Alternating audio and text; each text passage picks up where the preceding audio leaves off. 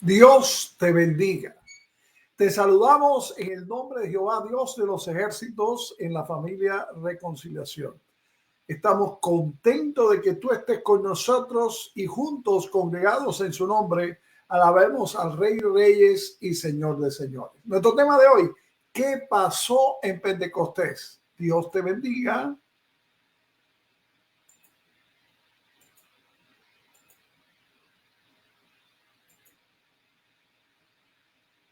Tú eres el Señor.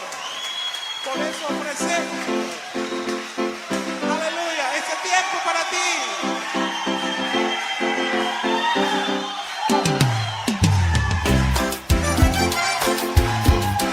¿Quién nos podrá separar del amor de Cristo?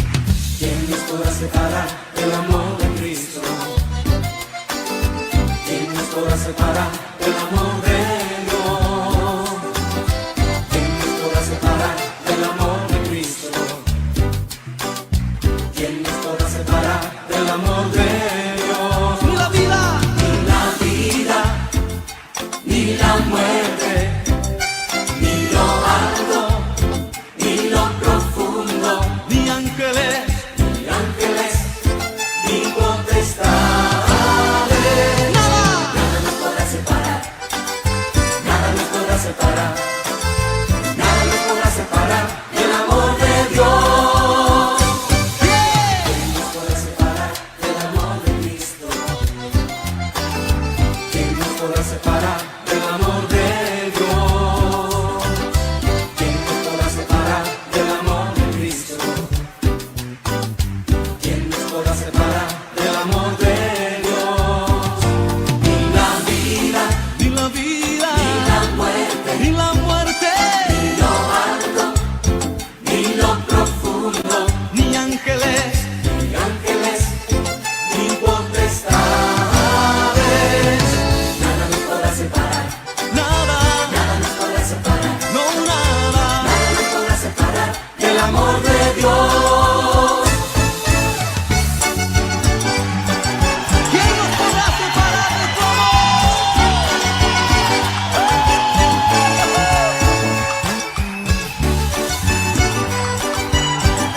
Fuerte con nuestras palmas. Ni la vida ni la muerte.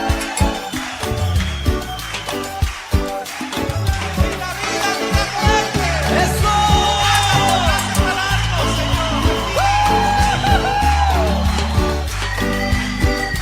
Ni la vida, ni la muerte, ni lo alto, ni lo profundo, ni ángeles, ni potestades.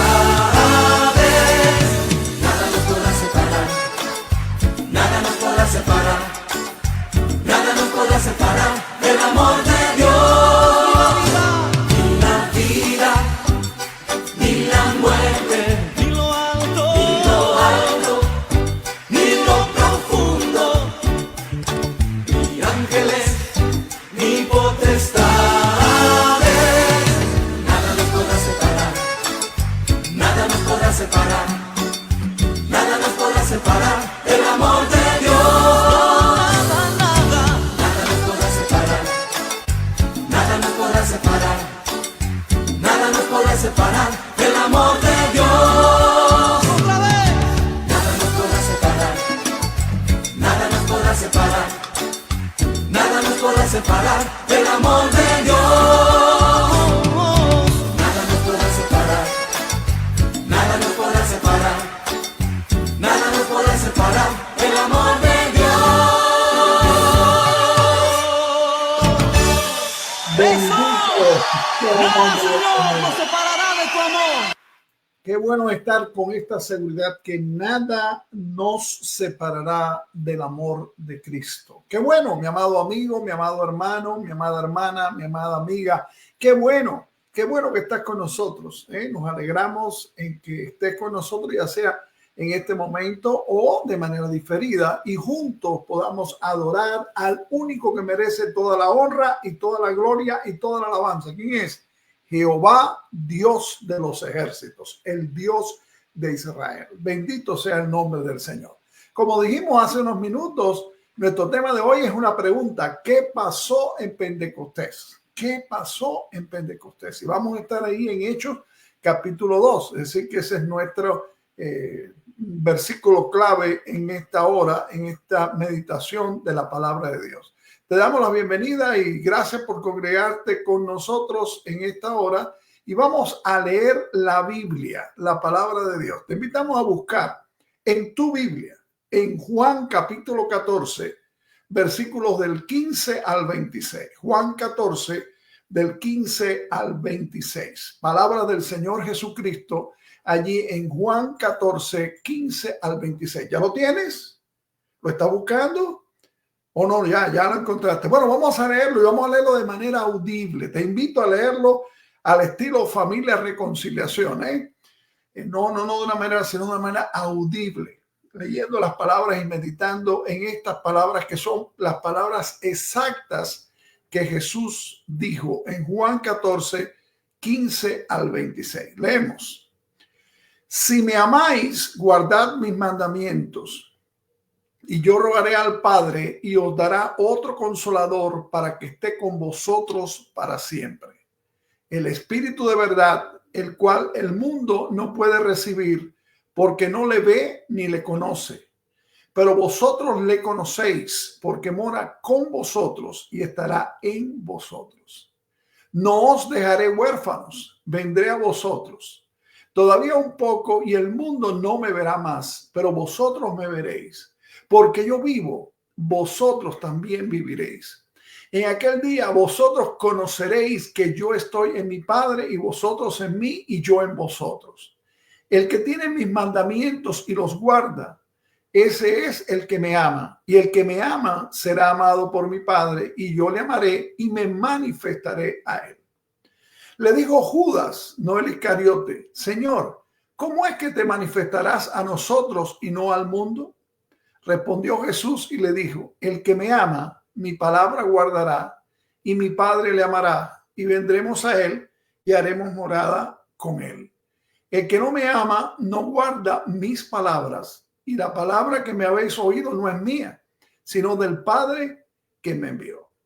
Os he dicho estas cosas estando con vosotros, mas el Consolador, el Espíritu Santo, a quien el Padre enviará en mi nombre, él os enseñará todas las cosas y os recordará todo lo que yo os he dicho.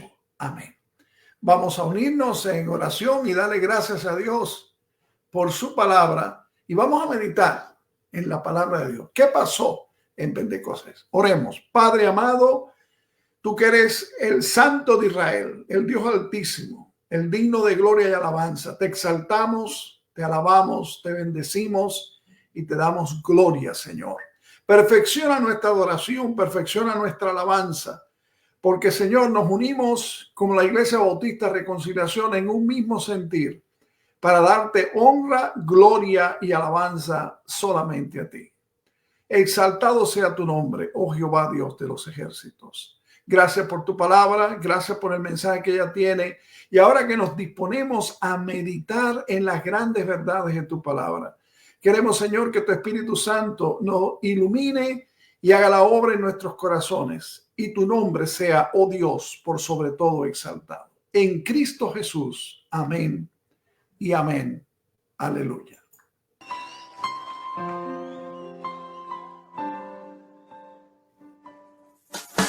De tal manera me amó, que su vida no escatimó, hasta el final él se entregó. Y a la muerte fue porque él me amó. De tal manera me amó, y no hay forma en que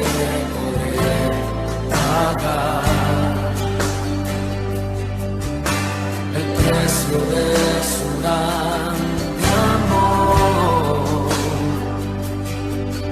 pero toda mi alma quiero dar. Por su amor yo viviré, de su amor yo cantaré,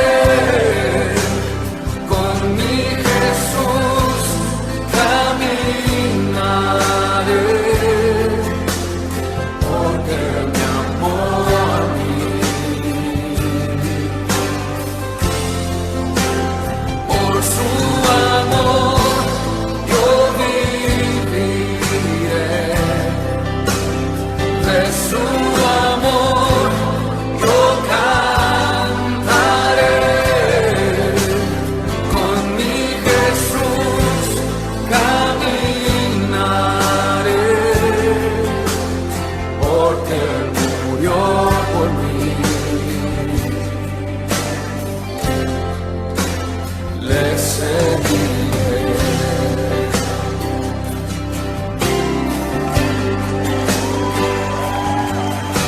De tal manera me amó, que su vida no escatimó, hasta el final Él se entregó, y a la muerte fue porque Él me amó. De tal manera me amó, y no hay forma en que podré pagar el precio de su grande amor, pero toda mi alma quiero dar.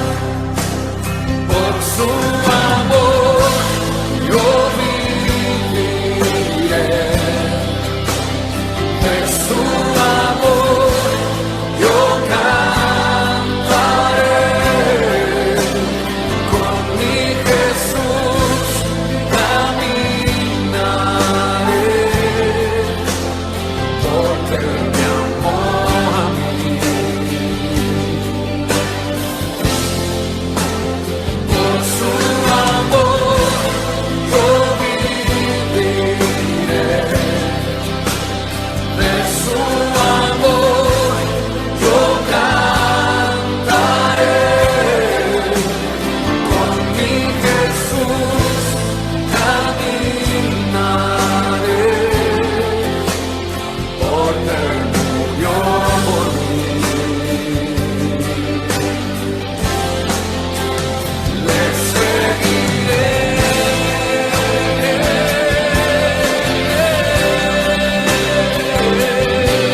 Mi Dios, seguiré a ti, te amaré. Por su amor yo viviré, de su amor yo cantaré, con mi Jesús caminaré, porque me amó a mí. Por su amor yo viviré, de su amor yo cantaré, y con mi Jesús caminaré, porque murió por mí. Le seguiré. Señor. Gloria al Señor. Bueno, de nuevo les saludamos. A medida que estamos reunidos adorando a Dios, pues hay hermanos y hermanas, amigos y amigas que se van uniendo y otros de manera diferida. porque nuestro propósito es unirnos en un mismo sentir. No importan las fronteras, no hay distancia. Qué maravilloso es poder adorar a Dios sabiendo que ninguna cosa humana puede limitarnos. Bendito sea el Señor por estos sistemas virtuales que podemos usar. Y porque tú estás aquí con la Iglesia Bautista Reconciliación, tu iglesia en la familia Reconciliación. No importa en qué lugar del mundo estés, pero estás adorando al Señor. Vamos a orar al Señor antes de meditar en la palabra y en nuestro tema de hoy, que es una pregunta. ¿Qué pasó en Pentecostés? Y te invito a que tengas abierta tu Biblia en Hechos capítulo 2. Vamos a estar sobre Hechos capítulo 2, que fue la experiencia narrada del día de Pentecostés y la venida del Espíritu Santo para morar en la iglesia del Señor Jesucristo. Oramos de nuevo. Padre, te alabamos y te bendecimos porque tú eres Dios. Tú eres nuestro Dios, el único Dios.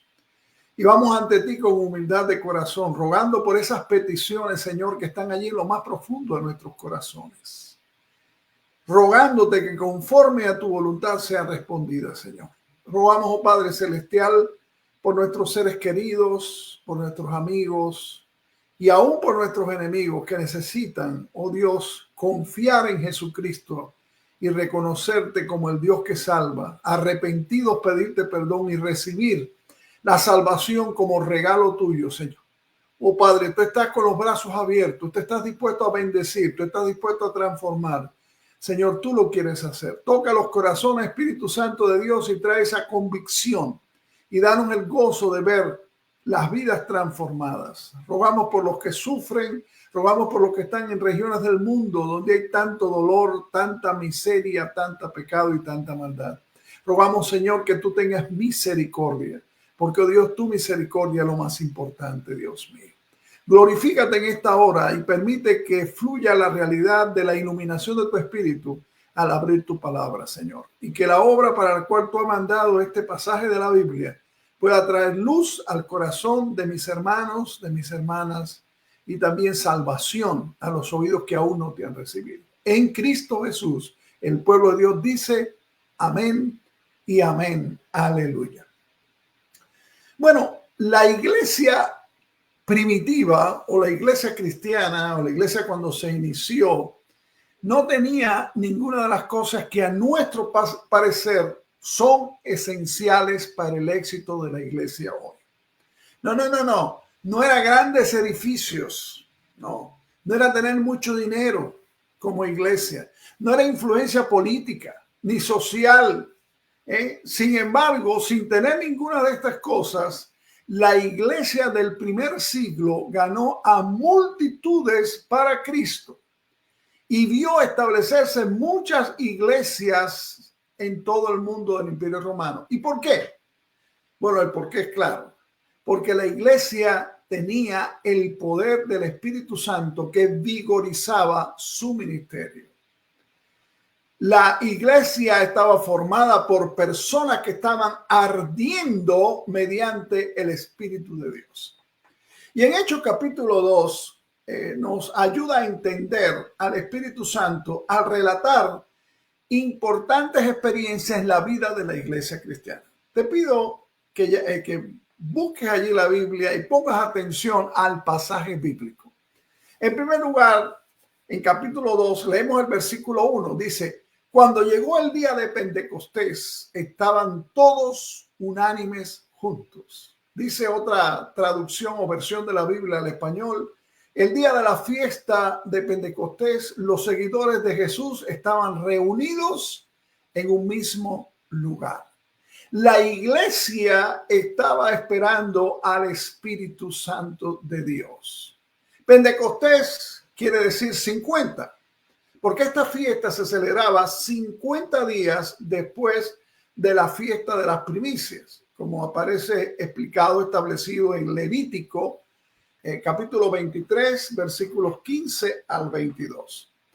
El calendario de fiestas judías que encontramos, y te invito después a leerlo con calma y meditar, en Levítico 23, es un bosquejo de la obra de nuestro Señor Jesucristo. La Pascua es un cuadro de su muerte como el Cordero de Dios. Juan capítulo 1, versículo 29. Y la fiesta de las primicias es un cuadro de su resurrección de los muertos. Primera de Corintios 15, 20 al 23. 50 días después de la fiesta de las primicias es la fiesta de Pentecostés, la cual representa la formación de la iglesia de Jesucristo. En Pentecostés, los judíos, es decir, los seguidores de la fe judía, del judaísmo, celebraban el otorgamiento de la ley en el monte Sinaí. Pero los cristianos celebramos el otorgamiento o el derramamiento del Espíritu Santo de Dios a la iglesia. La fiesta de las primicias tenía lugar en el día después del día de reposo que seguía la Pascua. Lo que quiere decir que siempre ocurría el primer día de la semana, es decir, lo que hoy es el domingo.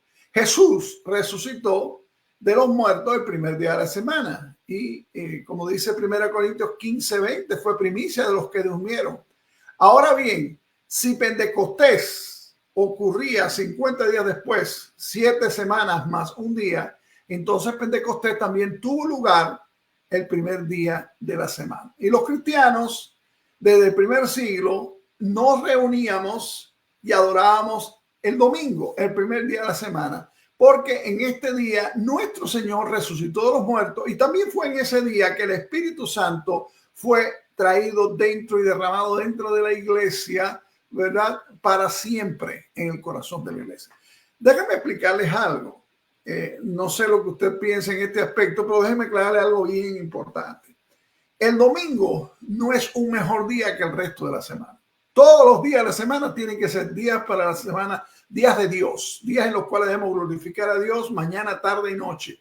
24 horas los 7 días de la semana. Eso es lo que realmente actuar como Dios quiere.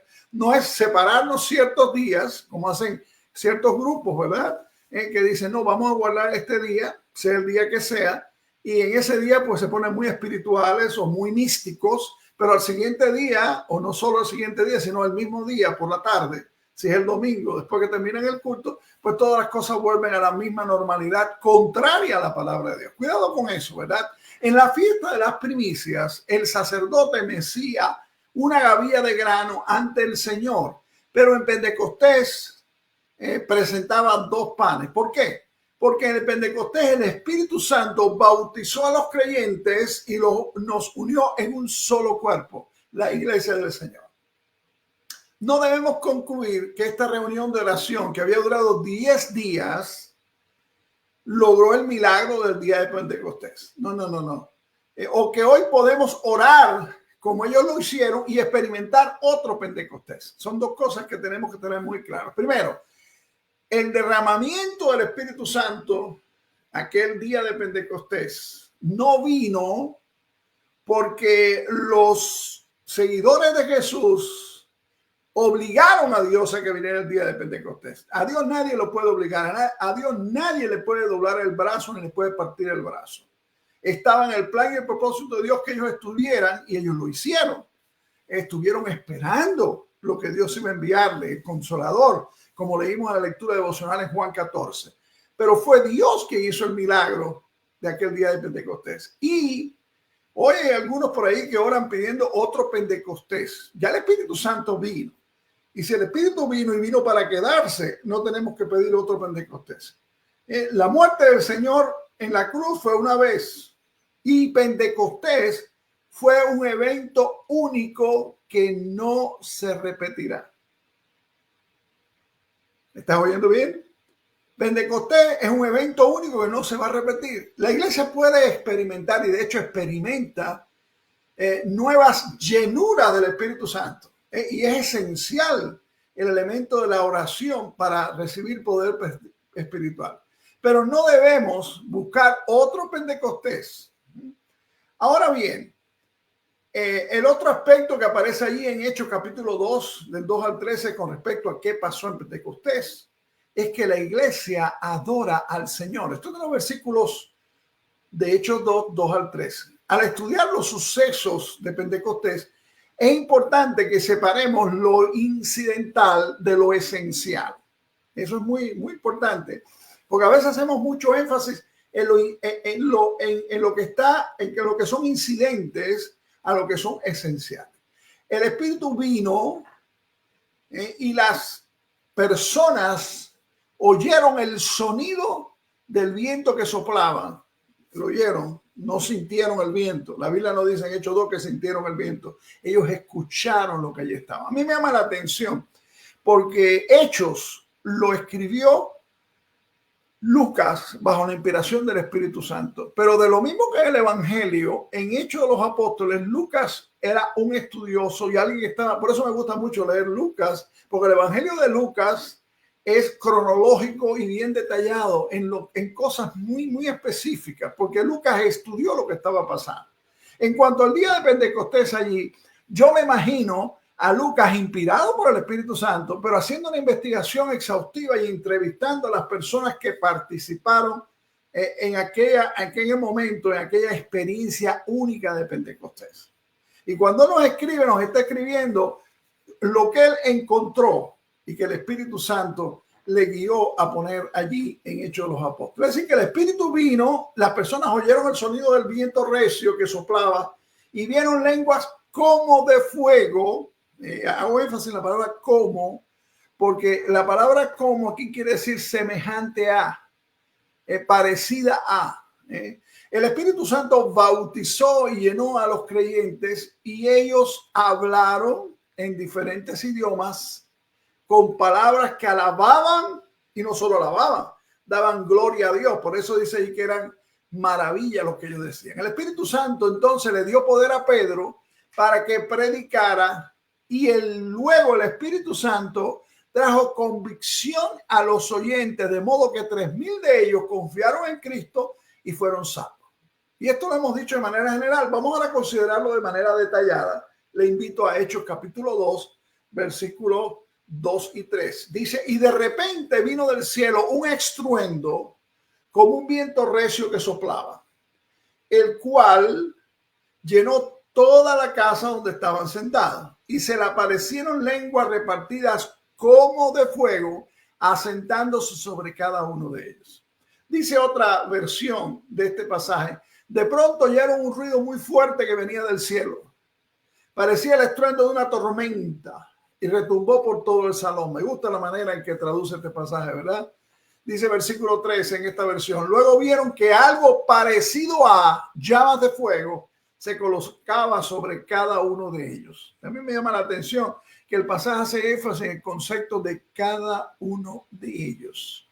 El grupo que estaba allí reunido en oración, que había estado por 10 días en esta experiencia de oración y de petición y de espera del Consolador, todos estaban manifestando de la misma experiencia. No había predilectos, no había, como en este tiempo estamos casi como si fuéramos religiones hindúes, que hay brahmanes y hay gente que reciben más o que son más bendecidas o que son más aceptas delante de sus dioses.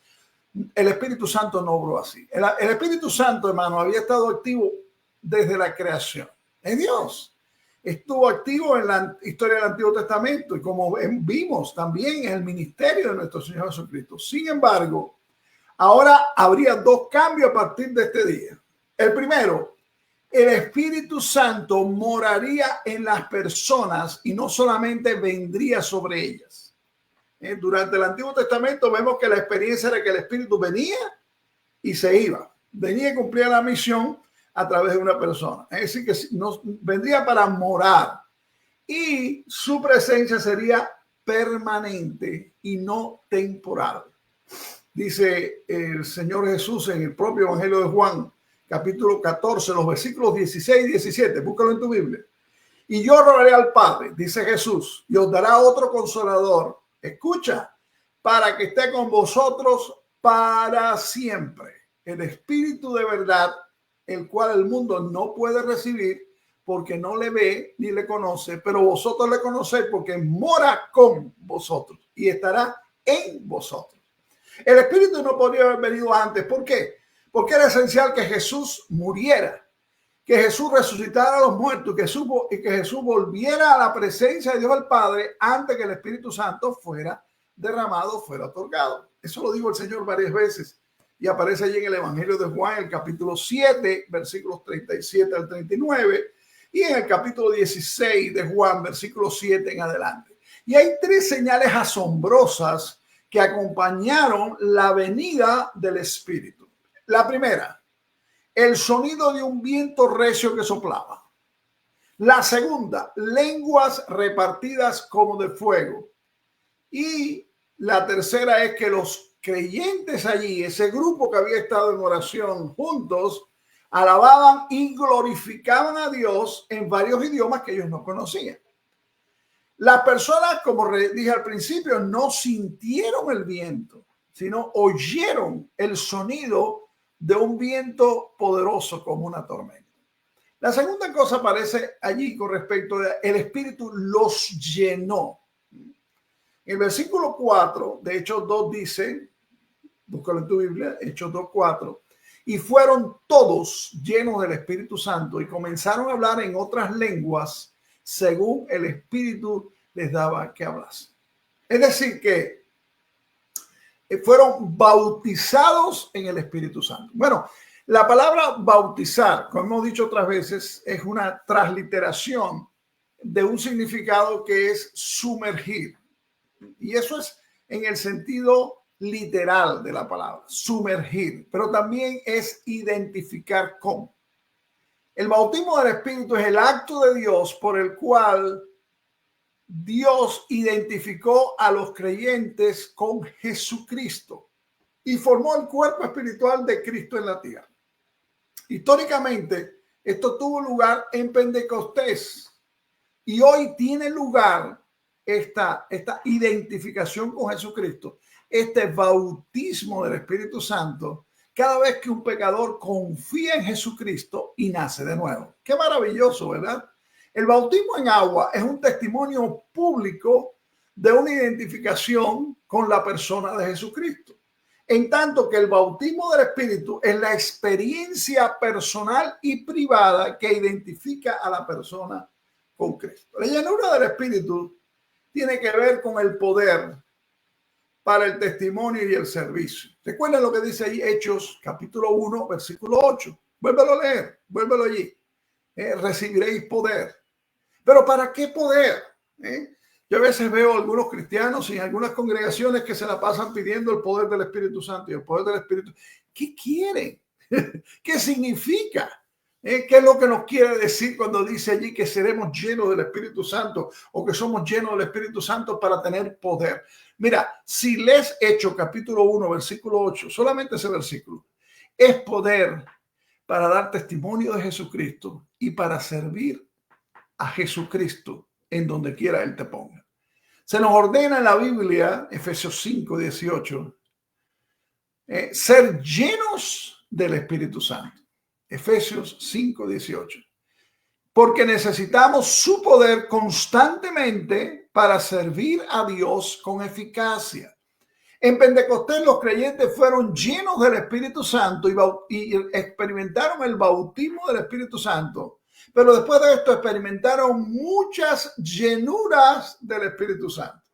Y de hecho hay momentos en que en la Biblia habla de llenura, en que no está diciendo algo que la persona lo hace sentir más feliz o lo hace sentir más victorioso, sino lo hace dar un testimonio más glorioso para Jesucristo. ¿Y qué mejor prueba de esto? Que cuando dice allí que Esteban, cuando el primer mártir del cristianismo estaba siendo apedreado, grandes rocas lo estaban matando y dice que lleno del Espíritu Santo.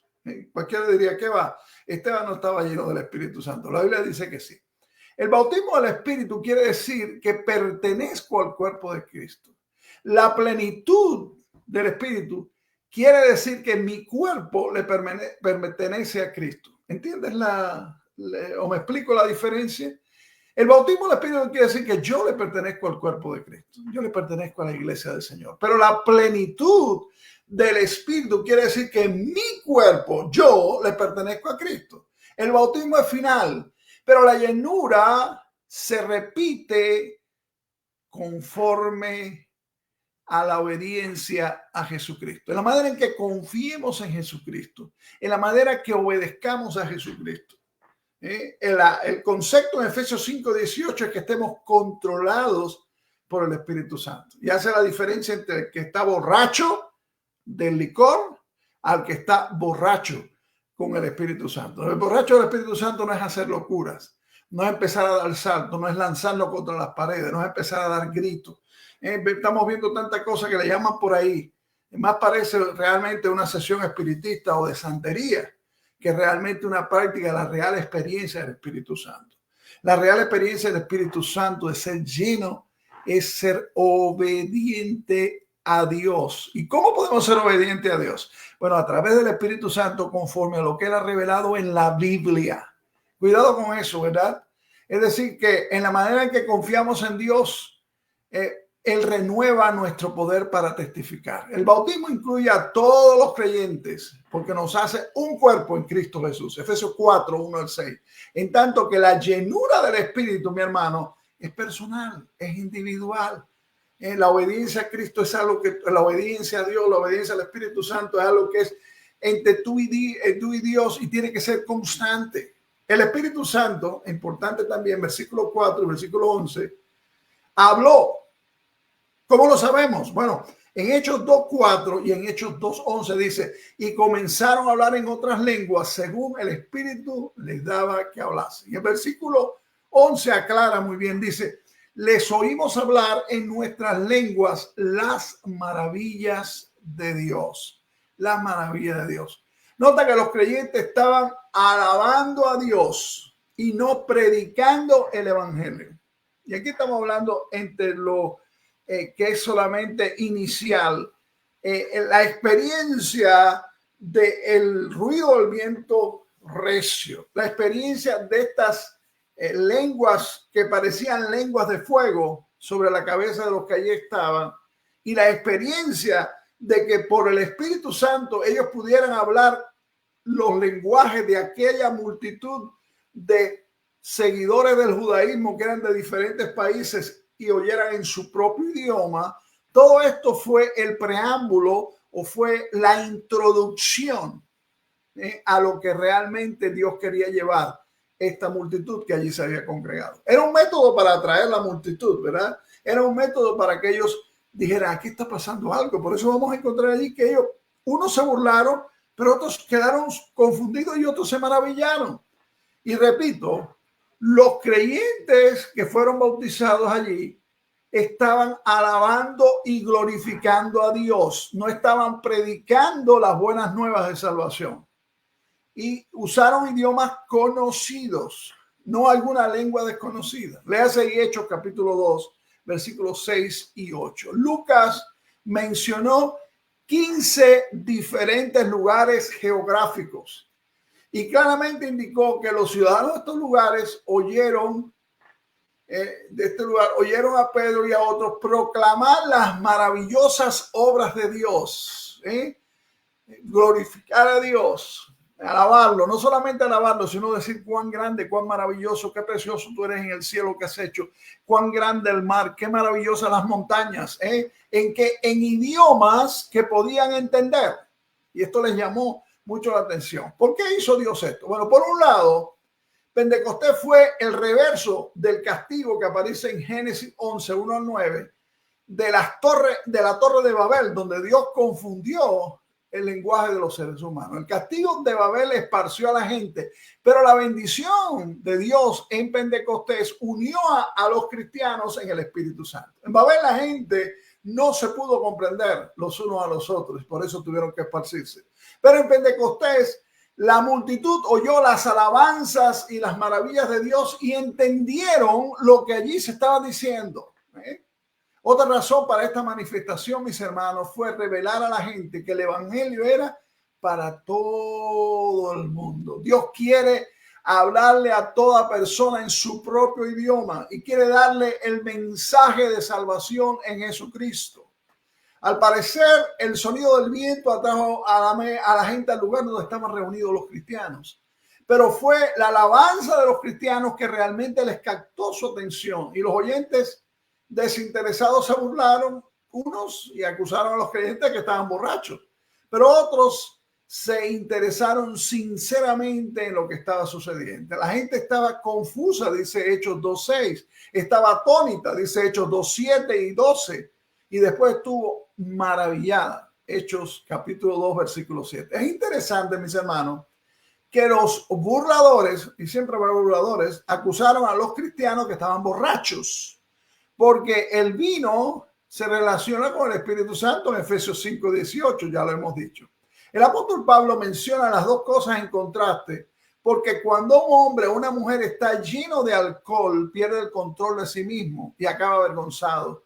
Pero cuando una persona está llena del Espíritu Santo, tiene dominio propio y glorifica a Dios por medio del Espíritu Santo y le obedece. El licor puede dar alegría temporal, hermano, pero el Espíritu Santo da satisfacción y gozo duradero. En los versículos del 14 al 41 vamos a encontrar la esencia de lo que pasó en Pentecostés. Vino el Espíritu Santo, bautizó a los cristianos, llenó la iglesia, vino a permanecer en la iglesia para siempre. Y entonces la iglesia le testifica a los perdidos. Hechos 2, 14 al 41. El apóstol Pedro no predicó en lenguas. ¿Se da cuenta de eso? El apóstol Pedro se dirigió a su público en arameo, en el idioma cotidiano que todos entendían. El mensaje fue dado por un judío a judíos en un día santo de los judíos en cuanto a la resurrección del Mesías judío, a quien la nación había crucificado. Los gentiles que estaban allí, los de origen gentil, eran prosélitos o seguidores, Hechos capítulo 2, versículo 10, de la religión judía. Y hay tres explicaciones en el sermón de Pedro. Yo quiero que presten atención, porque a veces enfatizamos mucho el viento recio, las como llamas de fuego, y después el hablar en idiomas desconocidos por parte de los cristianos que habían estado allí para aquella multitud, cuando la esencia o el centro de Pentecostés, después del derramamiento del Espíritu, fue la proclamación de Jesucristo como el único y suficiente Mesías, su muerte y su resurrección. Pablo explicó en primer lugar lo que había sucedido. Y eso está en Hechos 2, 14 al 21. Lo vamos a leer. Y esto es, ¿qué cosa? El Espíritu Santo había venido. El Espíritu Santo había venido. Vamos a leerlo. Hechos 14 al 21. Entonces Pedro, poniéndose en pie con los 11, los otros apóstoles, dice, alzó la voz y les habló diciendo. A mí me llama la atención porque el uso de alzó la voz y les habló en español no quiere decir mucho, pero en los originales dice que primero habló fuerte, clamó, y el habló aquí quiere decir hablar con autoridad, con algo que le habían dicho que dijera. Y le dijo, varones judíos y todos los que habitáis en Jerusalén, esto os sea notorio y oíd mis palabras. Tremenda introducción, ¿verdad? Porque estos no están ebrios como vosotros suponéis, pues que es la hora tercera del día. Mas esto es lo dicho por el profeta Joel. Y en los postreros días, dice Dios, derramaré de mi espíritu sobre toda carne, y vuestros hijos y vuestras hijas profetizarán, vuestros jóvenes verán visiones, y vuestros ancianos soñarán sueños. Y de cierto, sobre mis siervos y sobre mis siervas en aquellos días derramaré de mi espíritu y profetizarán. Y daré prodigios arriba en el cielo y señales abajo en la tierra, sangre y fuego y vapor de humo. El sol se convertirá en tinieblas y la luna en sangre antes que venga el día del Señor grande y manifiesto. Y todo aquel que invocare el nombre del Señor será salvo. La adoración gozosa de los cristianos no fue resultado de demasiado vino.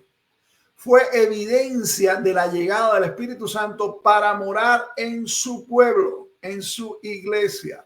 El apóstol Pedro nos dijo que el Pentecostés fuera el cumplimiento de la profecía de Joel, porque las señales y las maravillas profetizadas ahí en este pasaje no han ocurrido todavía. Cuando se lee la profecía de Joel en su contexto, hermanos, se entiende que se trata de la nación de Israel en los últimos tiempos, en relación con el día del Señor. Sin embargo, el apóstol Pedro fue guiado por el Espíritu Santo a ver que la profecía tenía una aplicación para la iglesia. Él dijo, Este es el mismo Espíritu Santo del que Joel escribió, ya está aquí. Tal anuncio les habría parecido increíble a los seguidores del judaísmo, porque ellos pensaban, y leas ahí Números, capítulo 11, versículos 28 y 29, que el Espíritu de Dios era dado solamente a algunos elegidos. Pero ahí había 120 de sus compatriotas judíos, hombres y mujeres, disfrutando de la bendición del mismo Espíritu Santo que le había sido dado a Moisés, a David y a los profetas, de manera transitoria, pero ellos ahora lo habían recibido para siempre. Era una verdad, el amanecer de una nueva edad, los últimos días en los cuales Dios llevaría a la culminación su plan de salvación para la humanidad. Jesús había concluido la gran obra de redención y nada más restaba por hacer, excepto proclamar las buenas nuevas al mundo, empezando por Israel y después al resto del mundo. La invitación es: todo aquel que invocare el nombre del Señor será salvo. Dice una traducción de Hechos 2:21, pero yo salvaré a todos los que me reconozcan como su Dios. ¿Entendemos eso? Muy interesante y muy real. En segundo lugar, Pedro explicó cómo había sucedido esto, de que el derramamiento del Espíritu Santo. Jesús estaba vivo. Busque su Biblia y seguimos en Hechos 2, ahora del 22 al 35. Vamos a leerlo. Hechos 2 del 22 al 35. Varones israelitas, oíd estas palabras. Jesús Nazareno, varón aprobado por Dios entre vosotros, con las maravillas, prodigios y señales que Dios hizo entre vosotros por medio de él, como vosotros mismos sabéis, a este, entregado por el determinado consejo y anticipado conocimiento de Dios. Me gustaría poder ir palabra por palabra, pero no nos alcanzaría el tiempo, ¿verdad? Como dice, entregado por el determinado consejo y anticipado conocimiento de Dios. Es decir, que Jesús de Nazaret no fue a la cruz porque era más fuerte el Imperio Romano o porque los líderes del judaísmo tenían potestad y poder. No. Dios había determinado y Dios sabía de antemano. Dice: prendiste y mataste por manos de inicuos, crucificándole, al cual Dios levantó, resucitó, suelto de los dolores de la muerte. Palabra dolores aquí quiere decir dolores de parto, por cuanto era imposible que fuese retenido por ella. Porque David dice de él: veía al Señor siempre delante de mí, porque está a mi diestra, no seré conmovido. Por lo cual mi corazón se alegró y se gozó mi lengua, y aún mi carne descansará en esperanza, porque no dejarás mi alma en el Hades, ni permitirás que tu santo vea corrupción. Me hiciste conocer los caminos de la vida, me llenarás de gozo con tu presencia. Varones hermanos, se os puede decir libremente del patriarca David, que murió y fue sepultado, y su sepulcro está con nosotros hasta el día de hoy. Pero siendo profeta y sabiendo con juramento de Dios, Dios le había jurado que de su descendencia, en cuanto a la carne, levantaría al Cristo para que se sentase en su trono. Viéndolo antes, habló de la resurrección de Cristo, que su alma no fue dejada en el Hades, ni su carne vio corrupción. A este Jesús resucitó Dios. Y me llama la atención, fíjense como el mensaje de salvación, el mensaje del evangelio, las buenas nuevas de salvación enfatizan en la realidad de un Jesús resucitado, del cual todos nosotros somos testigos. Así que exaltado, no solo resucitado, sino ascendido a los cielos, exaltado por la diestra de Dios, y habiendo recibido del Padre la promesa del Espíritu Santo, ha derramado esto que vosotros veis y oís.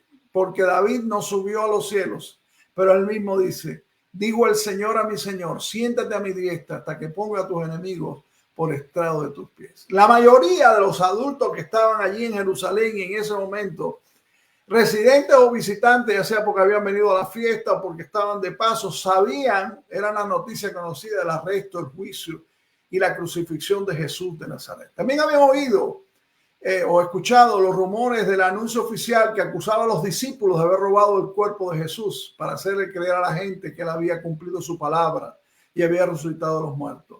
Pero el apóstol Pedro les dijo la verdad. Jesús de Nazaret había resucitado de los muertos y la resurrección prueba que Jesús es el Mesías. Y el apóstol Pedro les dio 4 pruebas de la resurrección de Jesús de Nazaret y luego los invitó a aquella inmensa multitud a creer en Jesucristo y a ser salvos. La primera prueba fue la persona de Cristo, los versículos 22 al 24. Después lo puedes leer con calma, Hechos 2, 22 al 24. Los que escuchaban a Pedro sabían que Jesús era de Nazaret y que había realizado muchos milagros y muchos señales. Era una noticia conocida. Era claro que la mano de Dios estaba sobre él. Ellos le habían oído hablar, muchos de ellos, y habían presenciado su vida. Incluso le habían visto resucitar a los muertos y no podían hallar falta en él, como dice Hechos 26, 26, ¿verdad? Era algo que no había sido hecho en un rincón escondido. Era increíble que un hombre así fuera derrotado por la muerte. Desde un punto de vista, la crucifixión de Jesús fue un crimen, Hechos 2:23, pero también fue una victoria maravillosa, Hechos 2:24. En segundo lugar, la segunda prueba fue la profecía de David. Está allí en los versículos 25 al 31. Pablo cita Salmo 16, 8 al 11, versículos que no se podían aplicar al rey David, quien ya había muerto y ha sido sepultado. Pero siendo un profeta de Dios, un mensajero de Dios, un proclamador de Dios, David escribió en cuanto al Mesías de que su alma no quedaría en el Hades, ni su cuerpo en la tumba donde se pudriría. La tercera prueba fue el testimonio de los creyentes. Está ahí en Hechos 2:33. Después de su resurrección, Jesús no apareció al mundo en general. ¿Se da cuenta de esto? Sino solo a sus propios seguidores, a quienes le había comisionado que dieran testimonio a otros de su resurrección. Eso lo dice en Hechos 1, capítulo 1, versículos 3 y versículo 22. Pero ¿eran estas personas testigos confiables? Nos preguntamos. ¿Podemos confiar en ellos? Ciertamente que podemos. Antes de la resurrección de Cristo, los discípulos ni siquiera creían que él resucitaría de los muertos. Y ellos mismos tuvieron que confiar en esto. No tenían nada que ganar, mis hermanos, en predicar una mentira, porque el mensaje de la resurrección o del Cristo resucitado lo que despertó fue oposición oficial y condujo a muchos a la cárcel y aún a la muerte. Ellos eran testigos fidedignos. Y la cuarta prueba que Pedro presentó de la resurrección de Cristo fue la presencia del Espíritu Santo. Ahí están los versículos de Hechos 2, versículos 33 al 36. Si el Espíritu Santo llegó, entonces Dios debe haberlo enviado. Joel prometió que un día vendría el Espíritu Santo y el mismo Jesús había prometido enviar el don del Espíritu Santo a su pueblo. Eso lo dijo en Lucas 24, 29 y Juan 14, 26, Juan 15, 26 y también en Hechos 1, 4. Pero si Jesús estaba muerto, no podía enviar al Espíritu Santo. Por consiguiente, él está vivo. Y es más, él no podía enviar al Espíritu a menos que hubiera regresado a Dios el Padre. Eso lo dice Juan 16, 7. Así que Jesús ha ascendido al cielo. Y para respaldar esta afirmación, el apóstol Pedro citó el Salmo 110, versículo 1, versículos que no se pueden aplicar ni se podían aplicar al rey David. La conclusión del apóstol Pedro fue a la vez una declaración y una acusación. Jesús es el Mesías de ustedes, pero ustedes lo crucificaron. Hechos 2:23. ¿Había alguna esperanza? Sí, porque Pedro dio una tercera explicación que sería buena, o unas buenas nuevas para sus corazones. Pedro explicó por qué sucedió. ¿Por qué sucedió todo esto? ¿Por qué sucedió la resurrección de Cristo? En Hechos capítulo 2, versículos 36 al 41. Vamos a buscarlo en la Biblia. Hechos 2, 36 al 41. Sepa pues ciertísimamente toda la casa de Israel que a este Jesús, a quien vosotros crucificasteis, Dios le ha hecho Señor y Cristo, Señor y Mesías. Al oír esto, versículo 37, escuchen ese versículo, se compungieron de corazón y dijeron a Pedro y a los otros apóstoles, varones hermanos, ¿qué haremos? Pedro le dijo, vayan a una iglesia, reúnense todos los domingos, tengan una Biblia bien grande. No. Hechos 2:38, léelo ahí en tu Biblia. Pedro y los demás le dijeron: arrepentíos y bautícense cada uno de vosotros en el nombre de Jesucristo para perdón de pecados y recibiréis el don del Espíritu Santo. Porque para vosotros es la promesa del Espíritu Santo, para vuestros hijos y para todos los que están lejos, para cuantos el Señor nuestro Dios llamare. Y con otras muchas palabras testificaba y les exhortaba diciendo: sed salvos de esta perversa generación. Así que los que recibieron su palabra, dice el versículo 41, fueron bautizados y se añadieron aquel día como 3,000 personas. El Espíritu Santo tomó el mensaje de Pedro y lo usó para traer convicción a los corazones de los creyentes. ¿Nos damos cuenta?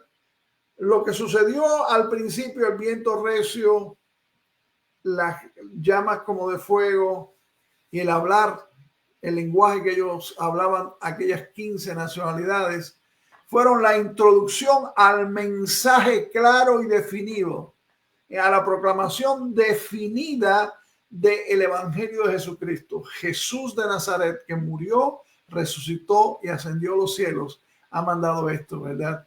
Es interesante. Note que ellos le dirigieron su pregunta no solo a Pedro, sino a todos los apóstoles que estaban allí, porque los 12 participaron en el testimonio, aunque el apóstol Pedro era el líder, ¿verdad? Pero les dijo cómo podían ser salvos. Y esto es un punto importante. Tenían que arrepentirse de sus pecados y confiar en Jesucristo.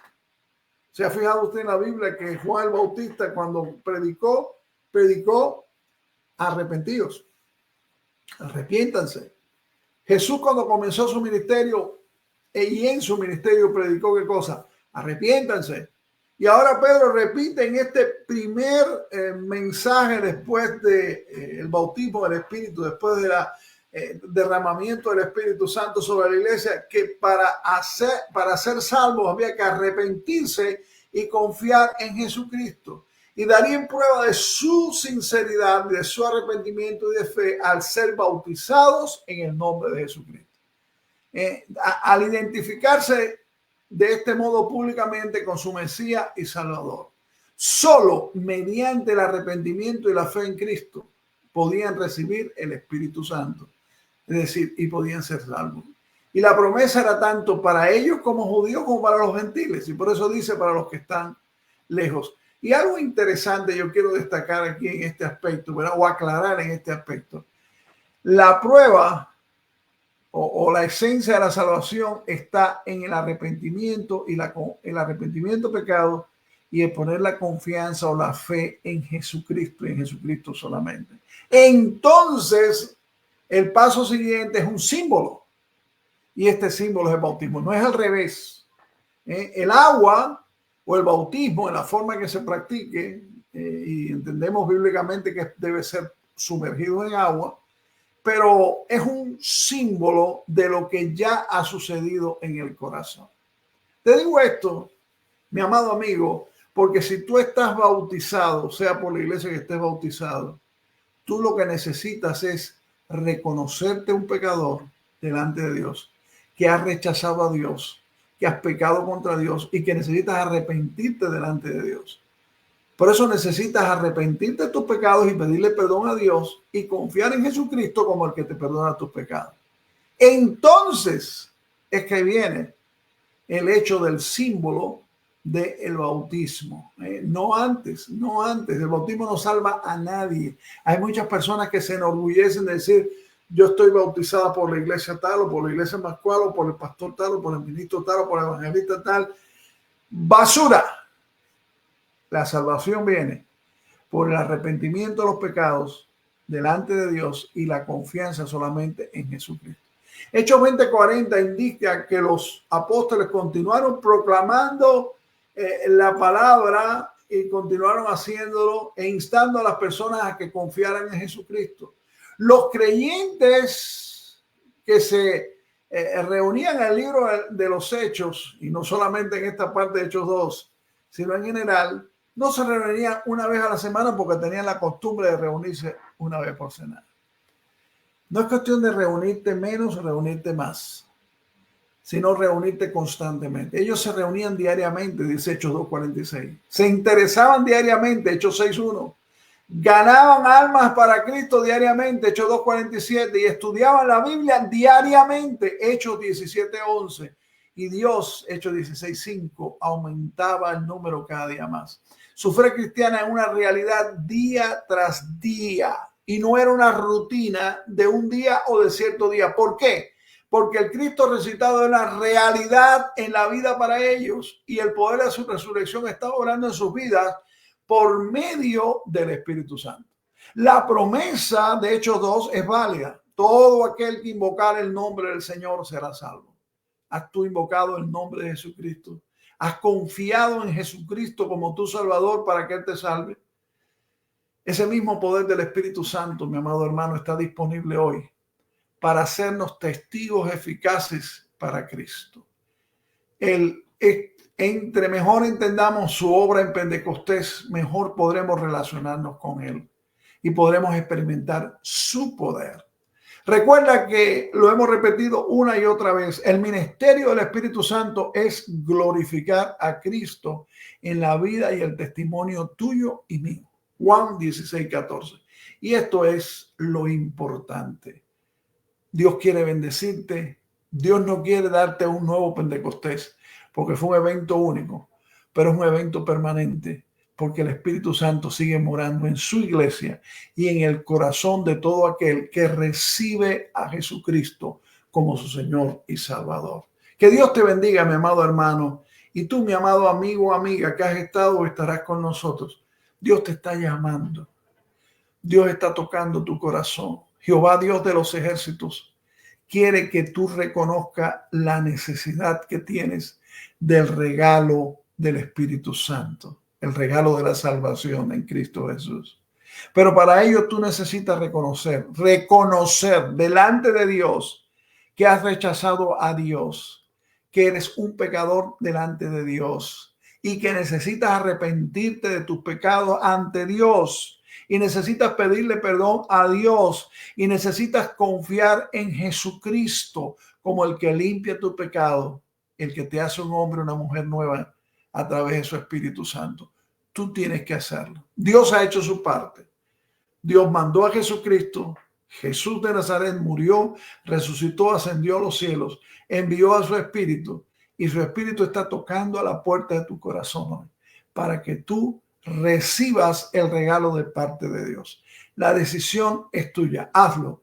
Yo te lo ruego en el nombre del Señor. Que Dios te bendiga. Tú eres el Señor. Por eso ofrecemos. Aleluya. Este tiempo para ti.